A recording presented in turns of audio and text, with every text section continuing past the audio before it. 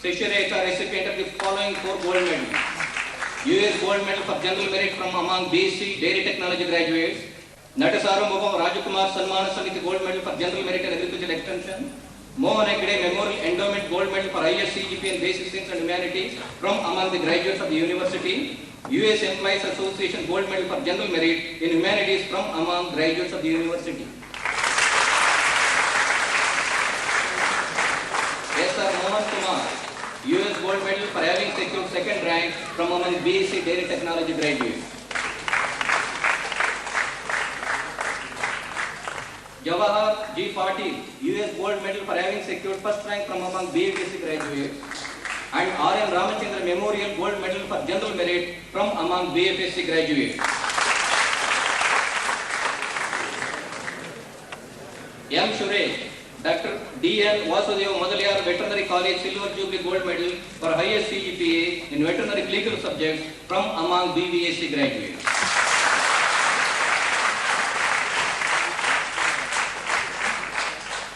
The following awardees are taking their degree in absentia. Manjunath R. Hegde, US Gold Medal for outstanding performance in his PhD degree in agronomy. Sajjan Jha, US Gold Medal for outstanding performance in his PhD degree in fish processing technology. K. Jayaraj Rao, US Gold Medal for his outstanding performance in his MSc Dairy Science degree in dairy technology. Aleri Geeta Shetty, US Gold Medal for having secured second rank from among BSc Horticultural graduates. Bokadi Satyanarayana, US Gold Medal for having secured second rank from among BFSC graduates. Kula Prasad Kalita, Mr. H. Sanjeevappa, former Sanjeevanayak Estate Gokula Gold Medal for outstanding performance in his MSc Poultry Science degree for the year 1986. B. Manjunath Bhatt, Dr. D.N. Vasudeva Madaliyar Veterinary College Silver Jubilee Gold Medal for the highest CGP and veterinary clinical subjects from among BVSC graduates of the university during the year 1986. Gladwin Joseph Winfred Joe, recipient of the following 6 gold medals for the year 1986. US Gold Medal for General Merit from among BSc Agri graduates. Belur Timmappa Timmamma Gold Medal for General Merit from among BSc Agriculture graduates. Natasarambhagam Rajkumar Sanmana Samiti Gold Medal for General Merit and Agricultural Extension. ASP Gold Medal for General Merit in Agricultural Entomology and Plant Pathology. B.K. Garudacharyya Centenary Commemoration Prize for General Merit from among BSc Agri graduates. Sri R. Gundurao Gold Medal for General Merit from among BSc Agricultural graduates.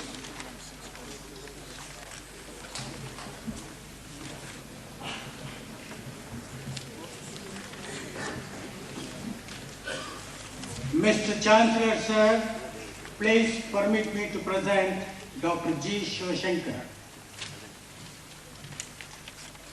Dr. G. Shivashankar is presently working as Director of Instruction Postgraduate Studies in the University of Agricultural Sciences, Bangalore.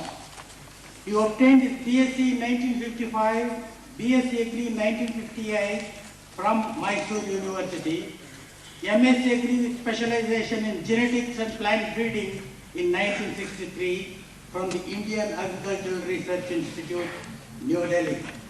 Later, he obtained PhD degree in plant breeding from the University of Tennessee, USA in 1971. Dr. G. Shivashankar is one of the few in the field of agriculture from Karnataka who have served as consultant to the Food and Agricultural Organization of United Nations. He has prepared a report on plant genetic resources of South Africa of Sahara comprising of 40 countries. He has served as an advisor to Director General ICAR on production of legumes and oilseeds, besides as a member of the scientific panel on plant breeding. Dr. G. Shivashankar started his professional career in 1958 as a sugarcane breeder. He has been the professor and head of the Department of Agricultural Botany in the University of Breeding.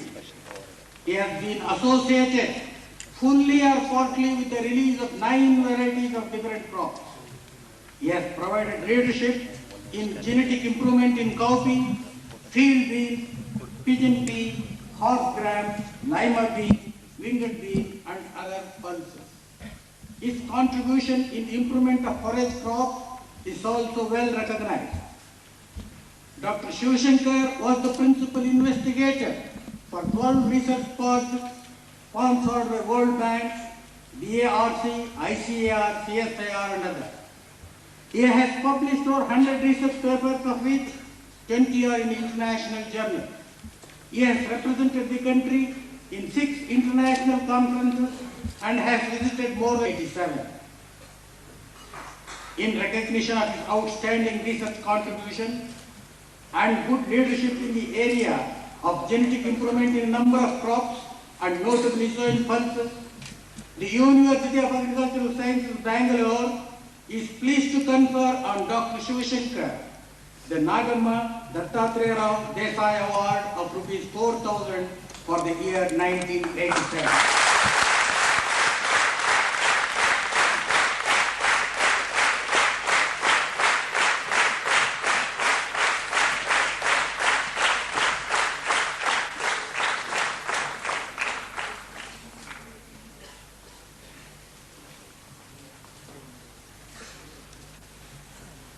Now I invite the Chief Guest, Dr. Raja J. Chellaiah, to address the convocation.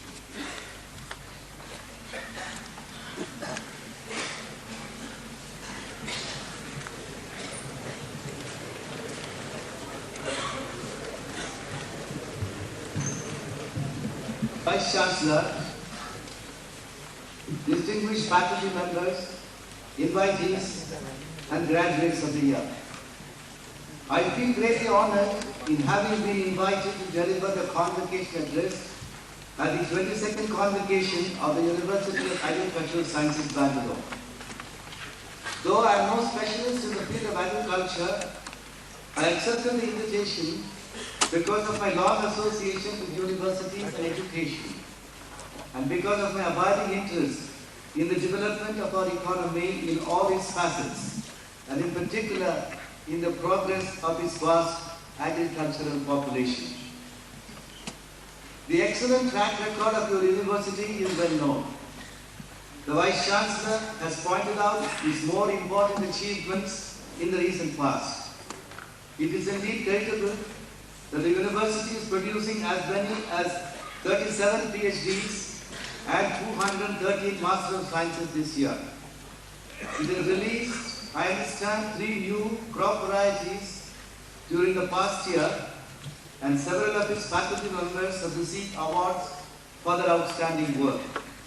I would like to offer my congratulations to the young graduates receiving the degrees at this convocation, as also the faculty and the Vice Chancellor on the splendid work you are doing.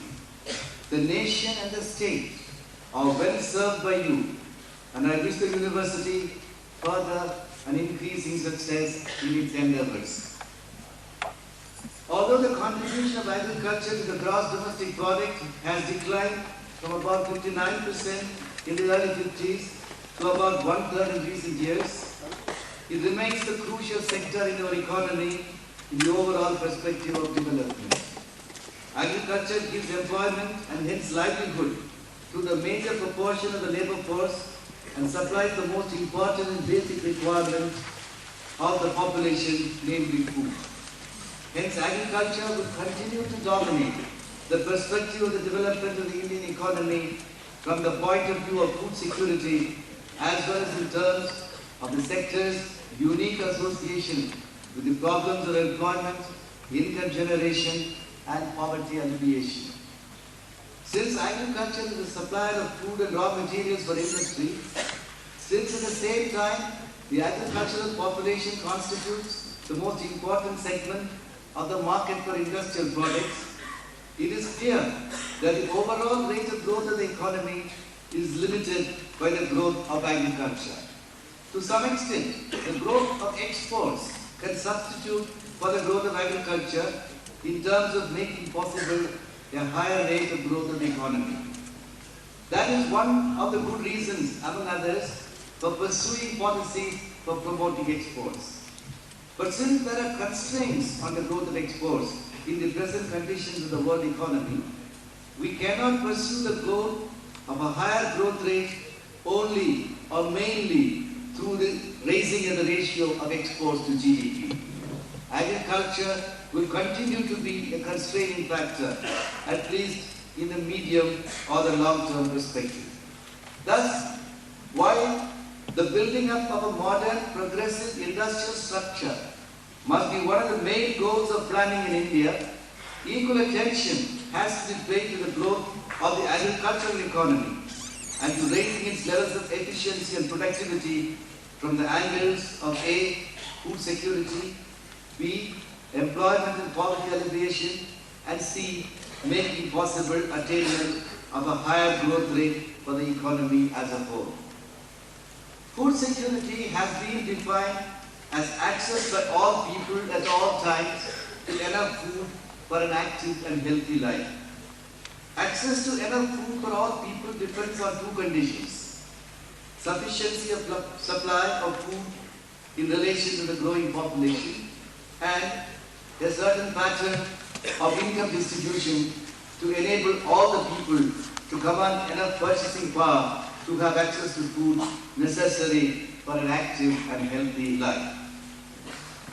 At the beginning of this century, that is 1901, the Indian population, that population of the present Indian territories, was 238 million, and it only increased at a slow rate till 1951. The realized growth rate of population over the period 1951 to 1985 has been at 2.03% per annum. The latter decades have shown even a higher growth rate, going up to 2.2%, 2.25% during 1971-81. This was in spite of the fact that during 51-71 there was an almost constant fertility rate, and during the decade 1971-81 there was a decline in both infertility and in mortality.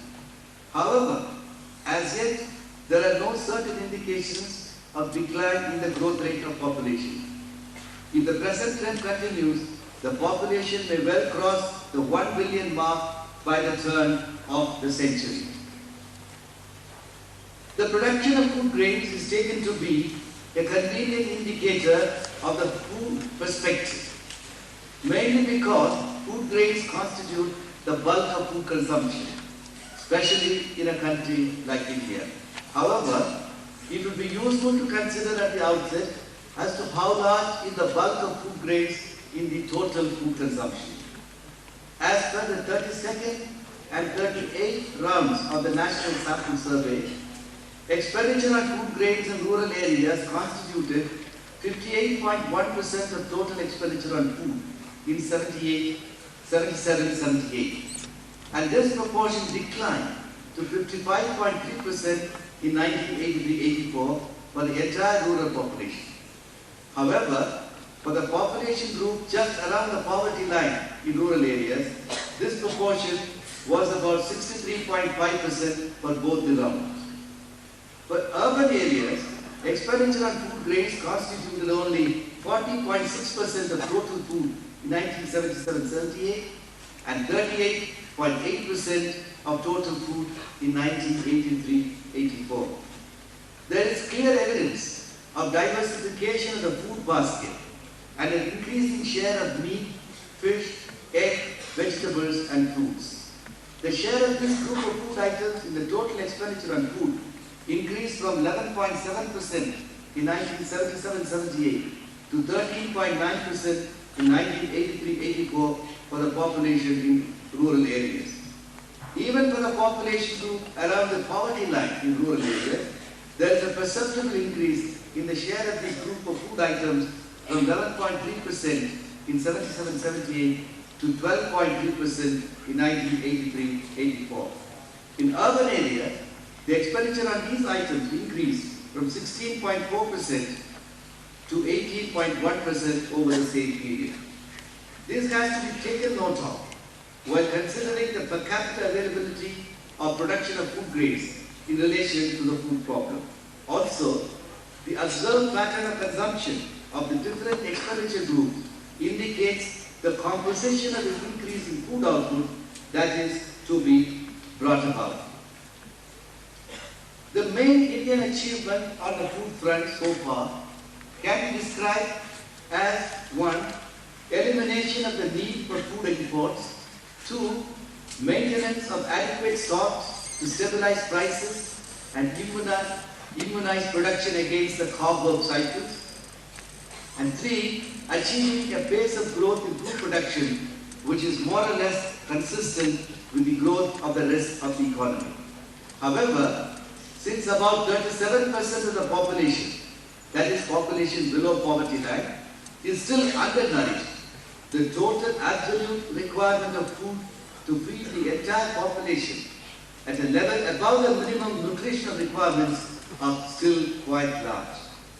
A calculation we have done, taking into account the population growth, its changing age structure, projected increase in per capita income and the expenditure elasticities for food grains, and keeping the target of feeding at least 95% of the people at a level above the minimum nutritional requirements, projects the food grains requirements at over 240 million tons for the year 2000. This defines the challenge that we have to face in the agricultural part. Land, water and environment constitute the basic resources for agriculture. Out of the total geographical area of 329 million hectares in India, the cultivable area is estimated at about 86 million hectares, while the net sowed area is 143 million hectares. The difference between the two consisting of marginal lands. However, the net sowed area, which was 119 million hectares in 1950-51, increased by 12% during 1950-51 and by about another 6% in 84-85. The cropping intensity has gone up from 111 in 1951 to 122 in 1984-85. Water is the key resource for its direct contribution to productivity and for its contribution to multiple cropping, thereby augmenting the given land resource. The spread of irrigation has also helped in stabilizing agriculture against the vagaries of the monsoon. The created irrigation potential was about 68 million hectares in 1984-85, which at the end of the 7th plan is targeted to reach about 81 million hectares. On the basis of existing technology and costs of water diversion, the ultimate irrigation potential is estimated, somewhat conservatively, to be 113.5 million hectares. However, the technology improves over time and relative costs and benefits change in the perspective of changing relative scarcities and more optimal uses of scarce resources. In such a perspective, a higher estimate of the ultimate irrigation potential, which takes into account the possibilities of inter-basin transfers of water, is about 148 million hectares. Even if this potential were to be realized, a significant proportion of land would remain without irrigation. And yet, the scarce resource, water, is being used much below the optimal or feasible efficiency levels. There is a yawning gap between creation of potential and its utilization. Moreover, in most of the irrigation systems, the overall average water use efficiency in terms of water used by the plants in relation to water released at the head of the system ranges between 25 and 30% at present. There is a potential of raising this efficiency to bring it in the range of 50 to 60%, which will amount to doubling the availability of usable water even within the existing system. This can be achieved partly through additional investments in lining, control systems and local storages, and partly through improved operation of the system and better irrigation and land management practices. The Command Area Development Program was initiated in the 5th plan with a view to optimizing agricultural production through the better management of land and water use in the command area of irrigation projects.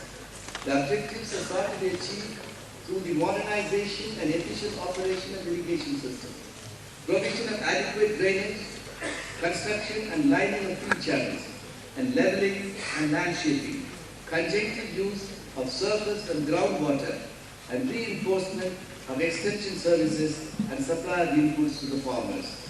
Much remains to be done in fulfilling the objectives of the program.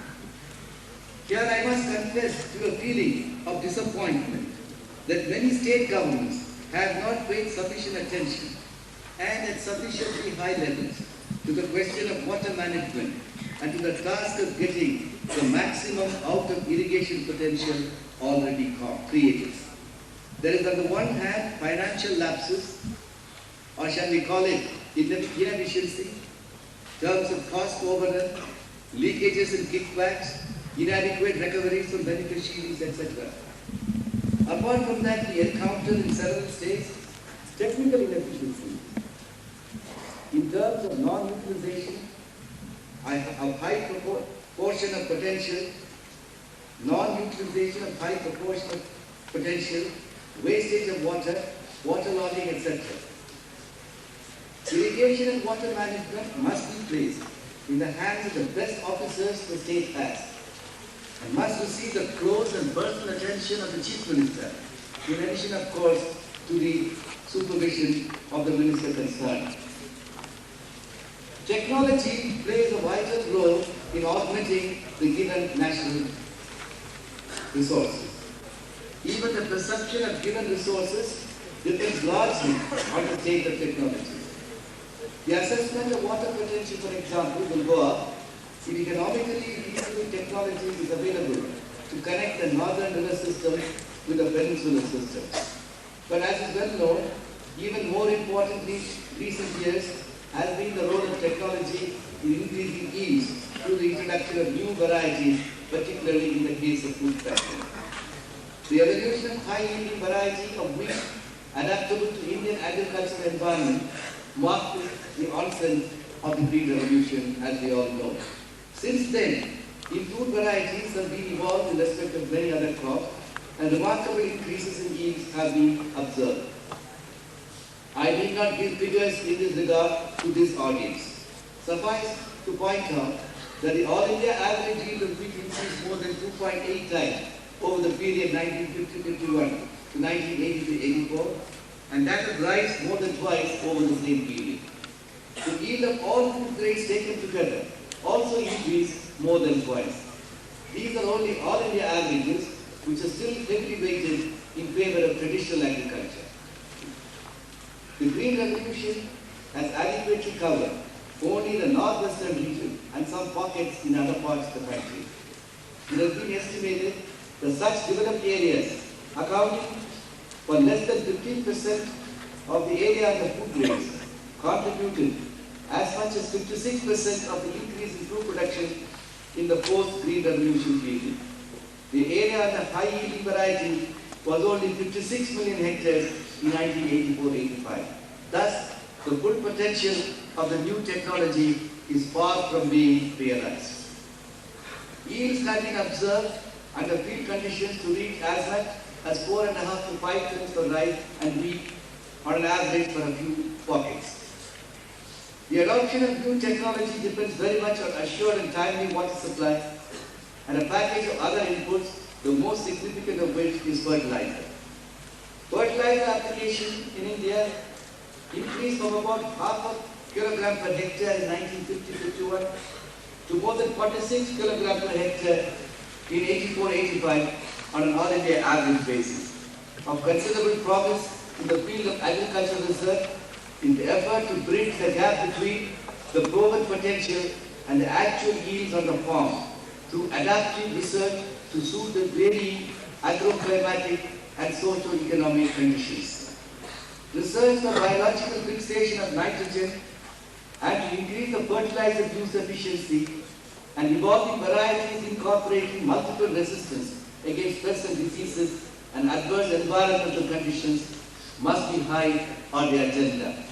Other priority areas in agricultural research I may mention are evolving suitable dryland technology for rainfed areas, varietal breakthrough in pulses and oilseeds, conservation and planned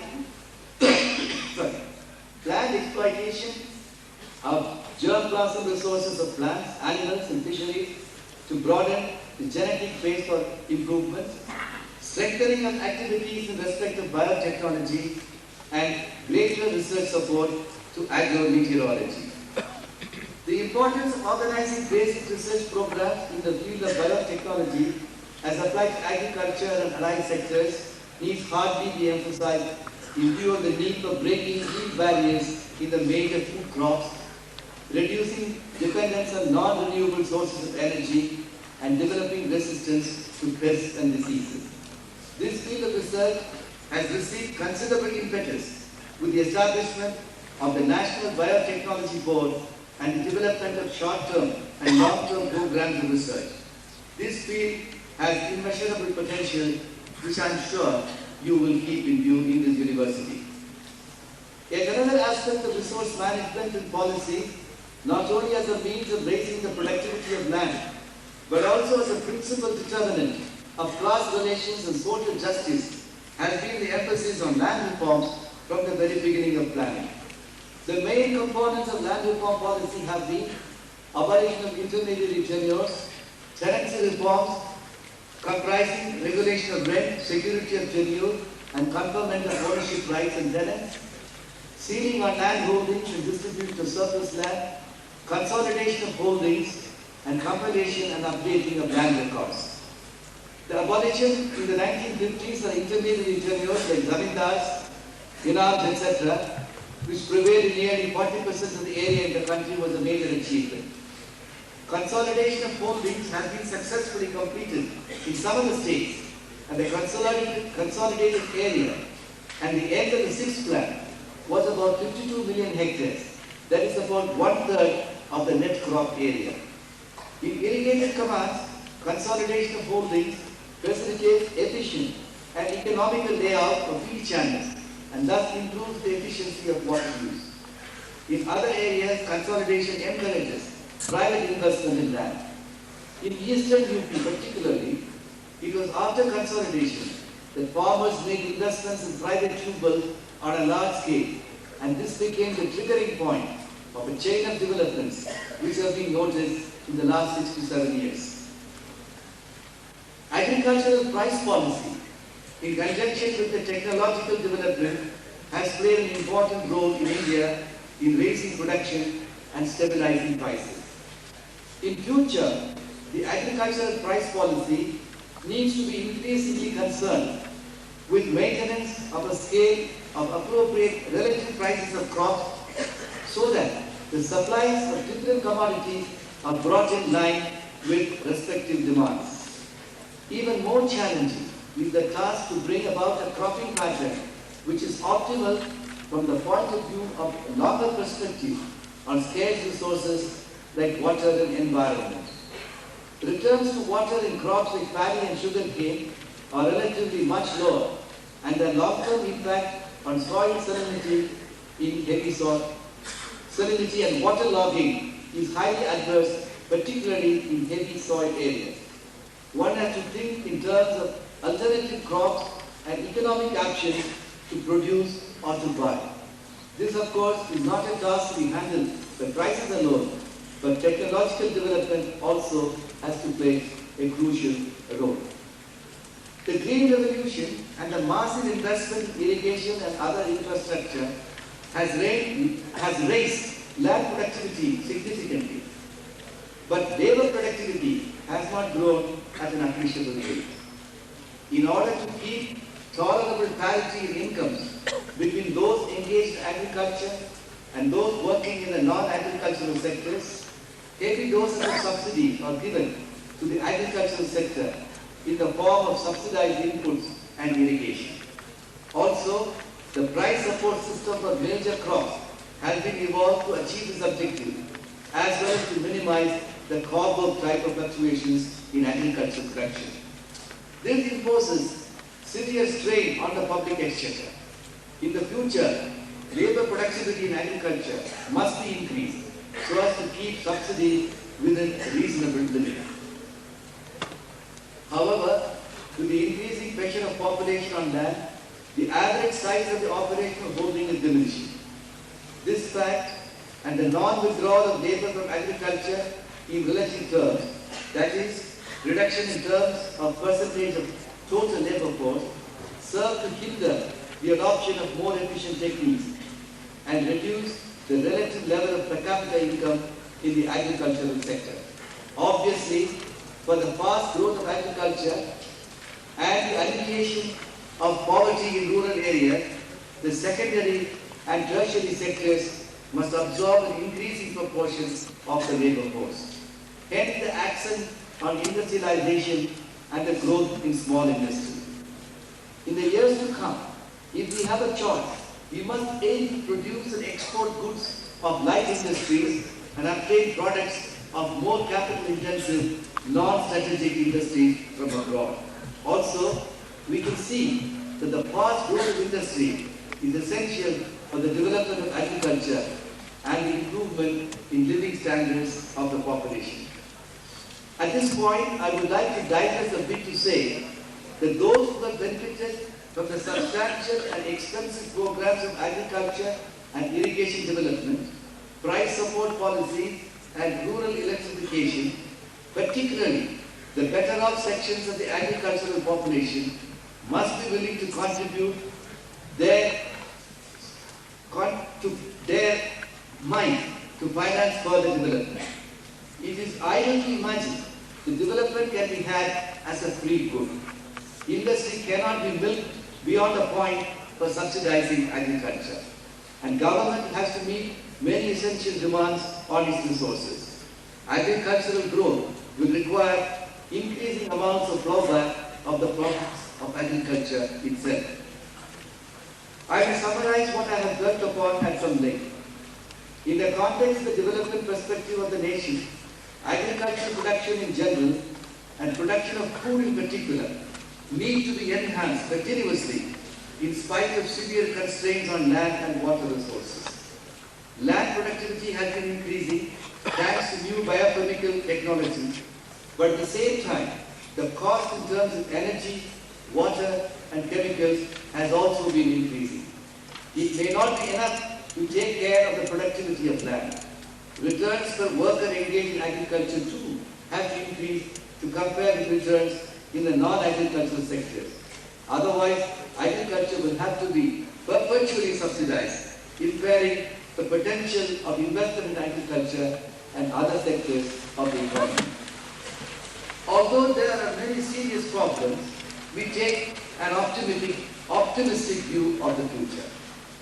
In the early 60s, when most of the agricultural universities were set up in the country, our situation was much worse, and resources, even for research and development, much poorer than what we have today.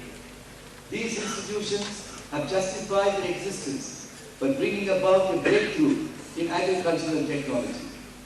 Many of our research institutions have already taken up the frontier areas, particularly biotechnology in the context of agriculture of the future. There is much more consciousness about the preservation of the environment, conservation of soil, and efficient management of water resources.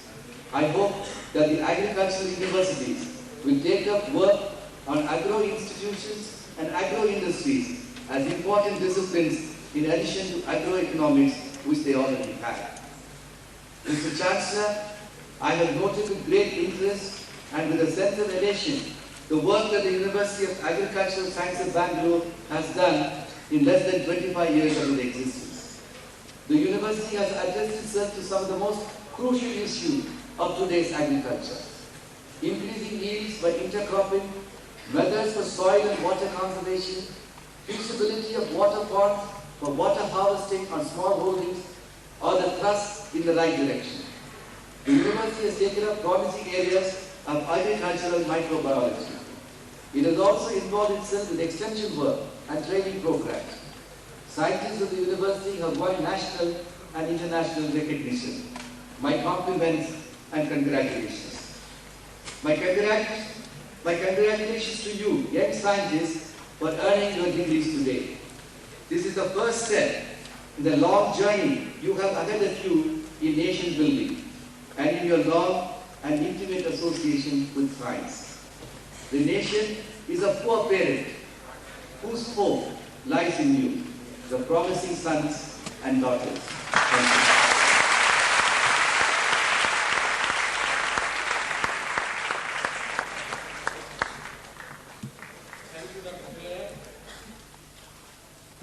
ನಾನು ಘಟಿಕೋತ್ಸವವನ್ನು ಮುಕ್ತಾಯವಾಗಲೆಂದು ಘೋಷಿಸುತ್ತೇನೆ.